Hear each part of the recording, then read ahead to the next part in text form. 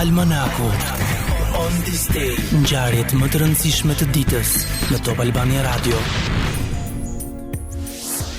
Sot është dita e tokës, dita kur kujtojmë rëndësinë e ruajtjes së planetit ton. Në vitin 1500, eksploruesi Pedro Álvares Cabral zburon Brazilin dhe shpallat të territor të Portugalisë. 1509, me vdekjen e Henry VII, djali i tretë, Henry VIII, ngjitet në fronin e Anglisë.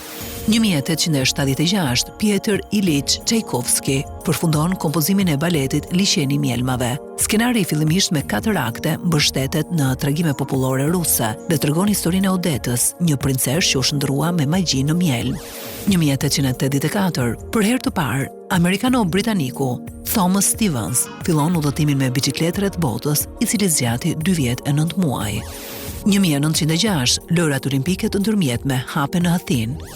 1913, pas një rrethimi të gjatë, trupat e Malit të Zi marshojnë në Shkodër. Të nesërmen, flamuri i Malazes u ngrit në kalan e qytetit dhe Esad Pash Toptani me trupat e tij largohen.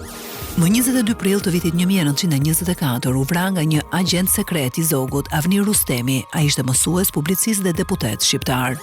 1978, debutimi i Blues Brothers në Saturday Night Live, një nga shfaqjet televizive më të shikuara. 1967, Fiat prezanton makinën e re 125, të dizenjuar nga Dante Giacosa.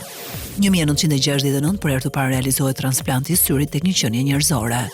1977, Shimon Peres caktohet në postën e kryeministrit të përkohshëm të Izraelit. 1978, komunistët spanjoll braktisin leninizmin.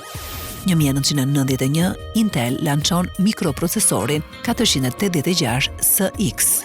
2011, Benedikti XVI bëhet papa i parë që merr pjesë në një program televiziv. Në programin A Sua Immagine, të transmetuar në Rai Uno, ai u përgjigje disa pyetjeve rreth Jezu Krishtit.